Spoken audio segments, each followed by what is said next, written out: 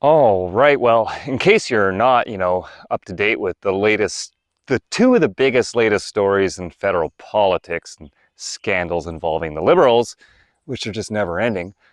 Number one, the Emergencies Act, which was passed and used during the Freedom Convoy, which never should have been. And now there's, some of the banks that were freezing some of the protesters or their supporters' bank accounts. There was only a handful at the end of the day that actually did get frozen, but most of them were restored very quickly. And the major banks have now started apologizing to customers for ever doing that in the first place. And the pressure has been on the Liberals ever since, to explain the justification. There never was justification. And now it's come out that the Emergencies Act, which we all know was a gross overreach of power that should not be tolerated in any country outside of North Korea for any reason. I don't care if there's a real emergency. A bunch of people protesting, taking over downtown Ottawa and setting up bouncy castles. That's not an emergency. It might be an inconvenience for some, but so what? Freedom is far more important than people's convenience. Anyways, I'm just rambling on here. Marco Mendicino, the man in charge of public safety, he claimed that when they enacted the Emergencies Act, he claimed that the government was acting on advice from law enforcement that they should do this. And now it has come out that the police have now come out and said they said no such thing. They never recommended the government use the Emergencies Act. So now there's calls for Mendicino to resign, and there's more egg on Trudeau's face. I don't know how much egg that man can take on his face. He's still a black face underneath all that egg, but he still just keeps going, and nobody seems to care because the media is more interested in celebrity gossip in the USA or the price of movie tickets or, irrelevant subjects. But anyways, there's that going on. There's that scandal. And then there's also the Trudeau attempt to ban what he calls military style assault rifles. So black colored rifles, basically. And it goes back to the 2020 mass shooting. It was a mass arson. But of course, he's only talking about the gun part of it. And boy, the timing was perfect. Like a couple weeks later, he decides to want to announced that he's going to ban a bunch of guns. Right after that happens, it's like he waits for a tragedy. And the same thing when something happens in the States, boom, he's on the podium announcing more gun control for Canadians. It's a different country. It's different rules, but it doesn't matter. It's all about politics.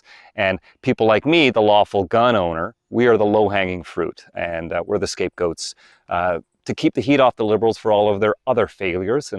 And we know that there's a global disarmament agenda going on right now too, so it's all playing into that, just like it's happening in other countries. So the fact is, all of the guns were illegally obtained, and most of them were smuggled in over the border from another country, of course, and one of them was actually stolen. Yeah, one of them was a stolen gun, a stolen Canadian gun, and it was stolen from a police officer. So what's Trudeau going to do? Ban handguns for cops too? Because that is the logic that he keeps talking about, right? But no. So none of the guns were from a legal source. One of them was stolen from a cop, not from a citizen. So he decides to ban guns from people who don't commit any crimes and get background checks. Yeah. That makes a lot of sense. So it's all about politics once again, nothing about public safety, never has been, and that's been the case with the Liberals and their gun control agendas ever since the 90s. And the same thing's happening south of the border with a certain party in the USA, which is pushing for almost carbon copying measures that Trudeau's pushing for here, and New Zealand has already done, and Australia has already done. So this is a global issue. Don't kid yourself. It appears Justin Trudeau may have politically interfered in another criminal investigation, and this time it has to do with his 2020 gun grab. 1 week after the deadliest mass shooting in Canadian history took place in Nova Scotia, RCMP Superintendent Darren Campbell briefed reporters on what the force knew about the attack. On the question of which firearms were used, Campbell told journalists he, quotes, couldn't get into details because the investigation is still active and ongoing. After the news conference, Officer Campbell was called into a meeting with RCMP Commissioner Brenda Lucki, who holds the top position within the RCMP, and she was very unhappy.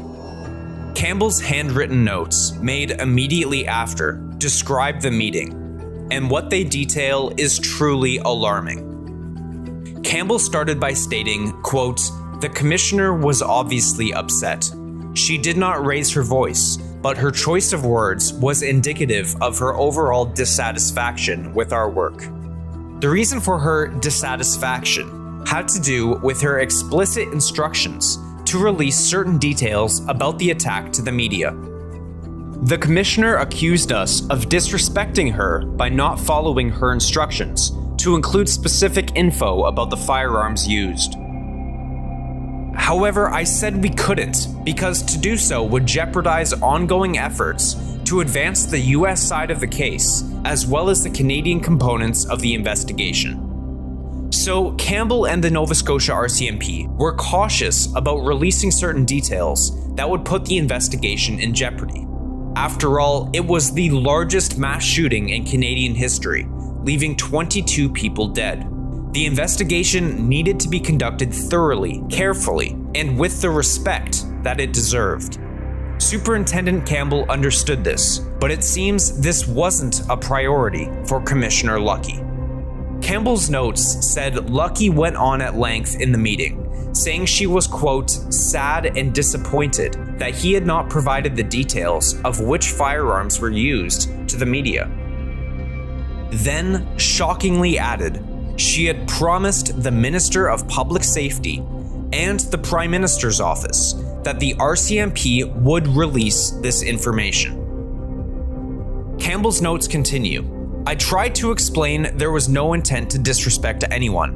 However, we could not release this information at this time." Lucki responded by saying that we didn't understand, that this was tied to pending gun control legislation. Apparently, Lucki promised the Prime Minister and his Minister of Public Safety, Bill Blair, that the RCMP would release sensitive information to the media to help their governments advance their political agenda. It's important that Canadians understand how serious this really is. First, it's a case of political interference in a criminal investigation by the Trudeau government, one of the more important ones in our country's history. Instead of allowing the RCMP to carry out their mandate, conduct the investigation to the best of their ability, and bring justice to the victims of this horrific attack, Justin Trudeau and Bill Blair decided to use this tragedy for their political advantage. This appalling behavior alone is enough to demand a resignation from both men. But this story is bigger than that.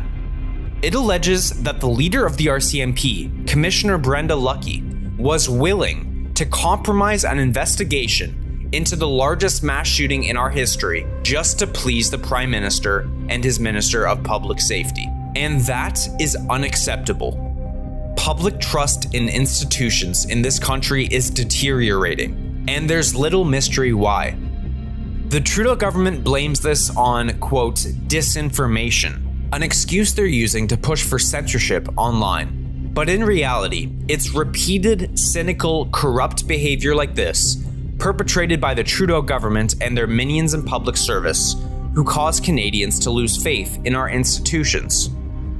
To add insult to Canada's injury, Trudeau has denied these allegations. We did not put any undue influence or pressure. It is extremely important to highlight that it is only the RCMP, it is only police that determine what and when to release information. And so has Bill Blair. The Commissioner has made very clear to the Mass Casualty Commission is that no pressure, no direction, no orders were given by any member of this government to her in doing her job of running her organization. This pattern of corrupt political interference leaves the question: if Trudeau and his partners are willing to interfere in the investigation of the largest mass shooting in our history to forward his political agenda, what line isn't he willing to cross? How deep does the corruption go? And have we only just scratched the surface? So, the Emergencies Act should never have happened. The police never had anything to do with that decision. And the gun ban has nothing to do with a mass shooting in Canada or the USA. Never does. Never did. Why am I so relaxed, you say? Because I'm not surprised. Did anybody actually expect common sense or logical decisions out of this government? At this point, it's just like, why report on this? I mean, of course the Liberals are doing these things because they always do, they always have, and they always will until we get rid of them.